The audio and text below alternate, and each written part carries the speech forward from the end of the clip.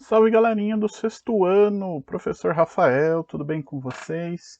Bom, essa semana, infelizmente, eu tive alguns problemas para fazer a transmissão das lives ao vivo, né?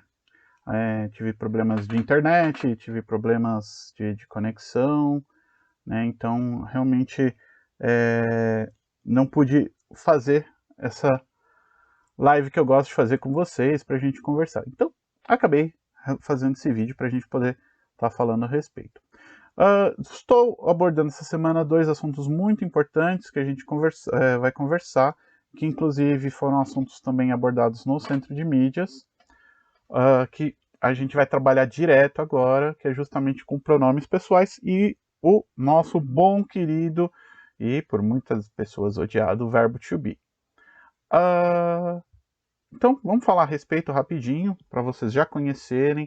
E se você tiver alguma dúvida, manda para mim, tá? Manda sua pergunta, né? Manda um PV lá pelo WhatsApp, para eu poder estar utilizando e estar auxiliando vocês, não apenas vocês, mas também colegas das outras salas, tá? Nas nossas próximas aulas. Então, vamos falar um pouquinho sobre esses dois assuntos aí, rapidinho. Então vamos começar com pronomes. O que é um pronome, tá? O pronome, ele é uma forma de expressar sobre uma determinada pessoa, uma determinada coisa, sem que você precise ficar repetindo essa palavra 50 vezes. Então imagina como é chato você virar e escrever lá num texto, tá? Ou ler num texto, ou falar para uma pessoa da seguinte maneira. Então, por exemplo, José é meu amigo. José é um lutador de karatê. José mora em outra cidade. José fala comigo de vez em quando. O que acontece? Você viu quantas vezes eu repeti o nome do coitado do José nessa frase? É incômodo? É, bastante. É repetitivo? É, muito. Então, para isso, criou-se um recurso, não apenas em português ou inglês, em várias outras línguas, do pronome. O pronome é uma palavra que substitui o nome de algo. Tá? Então, em vez de eu falar do José, eu substituo o nome dele pelo pronome ele e vou dando fluidez para o texto. Tá? Então, José é meu amigo, ele é lutador de karatê, mora em outra cidade. Tá? Ele fala comigo de vez em quando.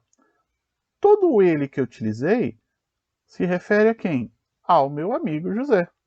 Então, tem essa correspondência. Em vez de eu ficar repetindo isso várias vezes, um nome, eu substituo esse nome pelo pronome. Ok? Muito importante isso para a gente já começar a desenvolver isso. Porque nós vamos ver que futuramente o verbo to be está ligado diretamente a essa parte do pronome. Você tem aí um quadrinho que fala a respeito do pronome. Esse quadrinho tem aí os pronomes em inglês e a tradução desses pronomes em português. Você, se dá uma olhada lá nas suas aulas de português, vai ver que os pronomes são eu, tu, ele, nós, vós, eles, tá? O inglês já tem algumas diferenças. Primeira, muito importante, no inglês não se usa tu e não se usa vós. Tá? Esse tu e esse vós que é utilizado no português é porque nós temos uma relação mais ligada à Igreja Católica, a textos religiosos, então é preservado esse tu, apesar de que não conheço ninguém que chegue e fala assim, Rafael, tu podes me emprestar uma chave de fenda? Nunca vi ninguém falar assim para mim em relação a, né, utilizando tu ou vós, né? Então, a gente aprende no português, mas na prática não se usa, né? No lugar desse tu e do vós, no inglês, tá? Se usa o você. Então, você ou vocês, tá? Outra diferença, no português eu tenho a conjugação com ele, tá? Tanto faz, ele ou ela dá na mesma. No inglês não, nós temos o ele, o ela e o ele ou ela, né, para animais ou objetos, que é o it. Então, temos 3 formas de falar ele, né? Tem o ele, ela e ele, ela, tá? Então, já observamos bem essas diferenças para poder falar a respeito. Então, vamos dar uma olhada aí no quadrinho. Você tem aí o I, tá? Literalmente é a letra I em inglês mesmo, tá? E a pronúncia dela é I, né? Lembra quando a gente aprendeu lá o alfabeto? Então, o alfabeto, a letra I a gente pronuncia I. Então, o eu pronuncio I. Acabou, tá? Uma coisa importante, toda vez que você escrever o eu em sua frase em inglês, ele sempre será maiúsculo. Não importa se você está escrevendo no meio ou no fim da frase, tá? Este eu precisa ser maiúsculo, tá? O I sempre será maiúsculo. Depois nós temos o you, tá? Aqui eu coloquei o you no singular, quer dizer o você, tá? Para seguir nossa relação com o tu. Depois tem o he, que é ele, she, que é ela, e o it, que eu comentei com vocês, que pode ser ele ou ela, que nós utilizamos apenas para animais, objetos, coisas, né, e por aí vai. O ele ou ela, o he ou she, eu só vou utilizar para quando estiver falando de pessoas, tá? Então, se eu estou me referindo a um homem, a uma mulher, a um menino, ou uma menina, tá? Aí sim eu vou usar o he ou she. Qualquer coisa que saia disso, eu vou usar o it. Tá? Por exemplo, eu tenho os meus gatos, eu amo os meus gatos. Mas se eu for referir, por exemplo, a um dos meus gatos em inglês, eu não posso usar o he ou o she. Eu tenho que usar o it. Por quê? Os meus gatos são animais, então eu tenho que respeitar a regra do pronome. Okay? Por mais que eu considere eles meus filhos, mas eu tenho que respeitar a regra do pronome em relação a animais, ok? Depois nós temos o we, quer dizer nós. O you, novamente repete, nesse caso é vocês. Ah, professor, já bateu dúvida. Como é que eu vou saber que estou falando de you, você, ou you, vocês? Vai depender da sua frase. Então, se você tem informações que falem para você que estão falando de uma pessoa, óbvio que vai ser o você. Informações que te falem de mais de uma pessoa, aí o you significa vocês, ok? E o they, que quer dizer eles, é que faltou, né? Poderia ser eles ou elas, tanto faz, tá?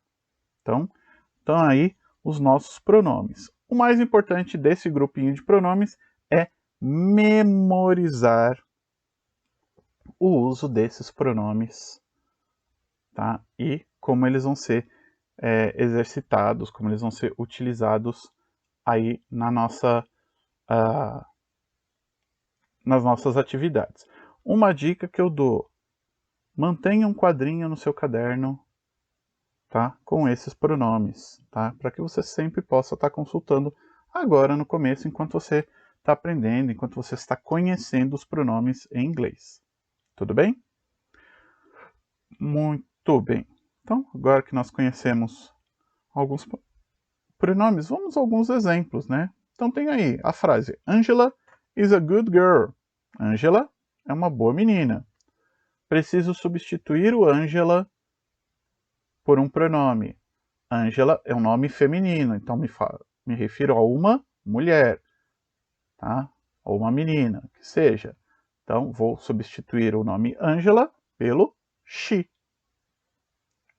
Tá? Então, she is a good girl. Ela é uma boa menina. Andrea and I are friends. Então, Andrea e eu, ó, o I aí maiúsculo, somos amigos. Então, vou substituir por um pronome. Quantas pessoas tem aí? 2. Uma delas sou eu. Então, eu e outra pessoa. Então, nós. Então, substituo Andrea and I por we. Tá? Então, sempre ter essa noção das nossas frases. E aí entramos no verbo to be. Uma coisa que já vamos tirar aí uma coisa. O verbo to be não é impossível. Ele é uma ferramenta básica, tá? É com ele que você tem uma estrutura no inglês para várias situações. Então, quando a gente está trabalhando aí com o verbo to be, gente, pense da seguinte maneira.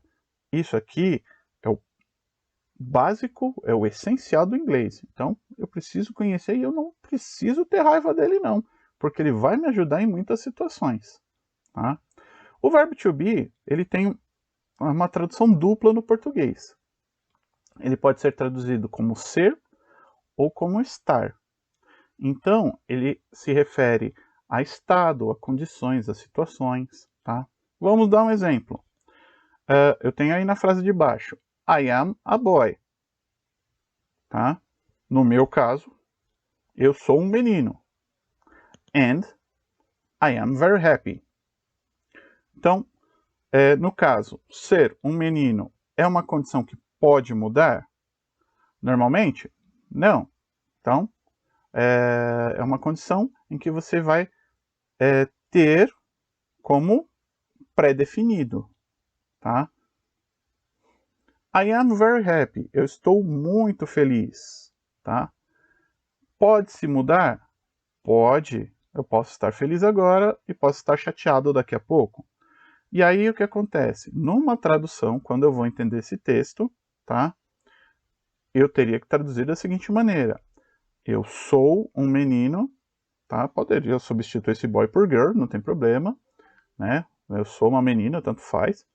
And I am very happy. E eu estou muito feliz. Olha as duas formas sendo utilizadas. Eu sou um menino e eu estou muito feliz. Então, o mesmo verbo pode ser entendido de duas formas diferentes. Então, deixe sempre isso bem anotado, ok? A gente não vai se preocupar com isso agora, mas o verbo to be, ele também é utilizado em situações para formar novos tempos verbais mais complexos, como você está vendo aí, presente, contínuo, voz passiva, mas isso não é sua preocupação agora. Só para você ver o quanto ele é importante dentro de toda a nossa estrutura de inglês, tá? E aí, finalmente, chegamos numa parte muito, mas muito importante do verbo to be, que são as formas dele. O verbo to be é um verbo irregular. Isso quer dizer o quê? Que as formas dele mudam, tá? Tanto no presente quanto no passado, e também dependendo do pronome com a qual você utiliza esse verbo to be. No presente, tá? O verbo to be terá 3 formas. Dessas 3 formas, quais que são as que a gente precisa conhecer, tá? E diferenciar os grupos. Primeiro grupo vem do I am. Então, o grupo do I am é um grupo na qual a gente está falando do eu. Então, eu sou ou eu estou. E eu sou uma pessoa tão exclusiva que esta forma do verbo to be, o am, eu só uso para mim. Só o eu. Não vou emprestar para ele, para ela, para você. Não, é minha. Tá? Brincadeiras à parte, mas isso é verdade. O I tem a sua forma exclusiva do verbo to be, que é o am. Então, guarde bem isso. Ok? A segunda forma, nós vamos para a terceira, quarta e quinta linha, que é a forma is. A forma is refere-se à forma no verbo to be em que estou falando de outra pessoa ou de outra coisa, tá? Não estou falando diretamente com ninguém. Então, toda vez que eu falo ele ou ela, tá? Eu vou usar a forma is, que é uma forma que estou falando de outros. Então, guarde bem isso, tá? O is é a forma que nós utilizamos para ele ou ela, tá? Também posso utilizar isso para animais, né? No caso do it. E se eu estiver falando nomes, tá? Então, se eu falo, por exemplo, José is my friend. O José é meu amigo, tá? Estou falando dele, mas não estou falando diretamente com ele. Estou falando de para uma pessoa sobre ele. Então, entra o caso do is, tá? The car is blue. O carro é azul. Então, estou falando do carro, não estou conversando com o carro. Estou falando sobre o carro. Então, vou utilizar o is. Então, sempre que eu posso substituir lá o nome de pessoa ou de objeto por ele, por ela, a forma do verbo to be que eu vou utilizar é o is. E a forma are, tá? Eu utilizarei para we, you e they. Então, toda vez que eu estiver falando sobre mais de um, tá? No caso do we, é nós. Então, eu, mais alguém ou mais outras pessoas. O you, né? Vocês. Mais de uma, né? Estou falando várias pessoas. No caso do you, vou usar a forma are tanto para singular quanto para plural, tá? Mas para você memorizar, lembre-se que o you a gente se refere a mais de um, tá? Então a gente usa a forma are. E o they, eles ou elas, também mais de um. Então usa a forma are, ok? Então, recapitulando, I am apenas para mim, só para o eu. O is, se eu estou falando sobre ele ou sobre ela. E o are, se estou falando sobre mais de um, tá? Seja nós, seja você, vocês, ou seja eles ou elas, o they, ok? Muito bem.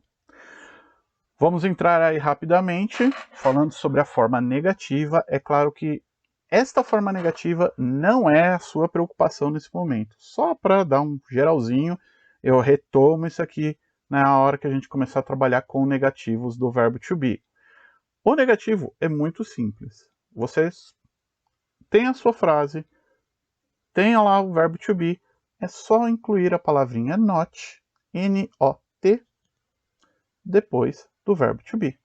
Já fez o negativo. Acabou. Tá? Sem maiores segredos, sem mexer na frase, sem complicações. Tem a sua frase, tem o verbo to be, precisa fazer um negativo dessa frase. Coloca o not ali do lado e pronto. Está resolvido. Ok? Como você tem aí no exemplo. She is not a professional dancer.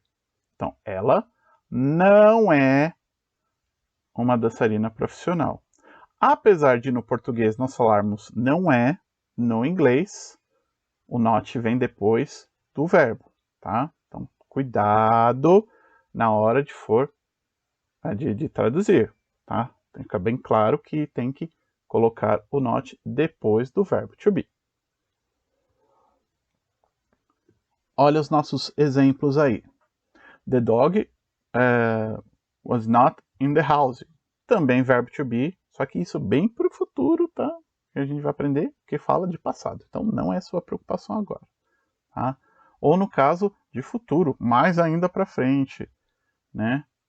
Not vem depois do verbo to be, sempre.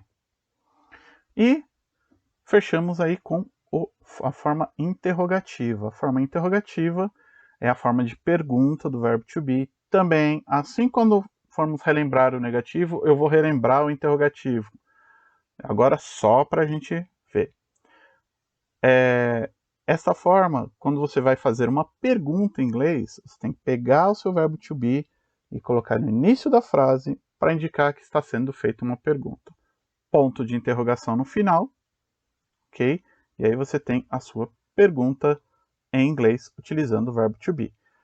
Não se preocupe a respeito disso, eu vou retomar isso e a gente vai ver vários exemplos posteriormente. Hoje só estamos vendo um geral para poder conhecer um pouco mais, certo? Então, fechamos aqui, tá, a respeito do nosso verbo to be.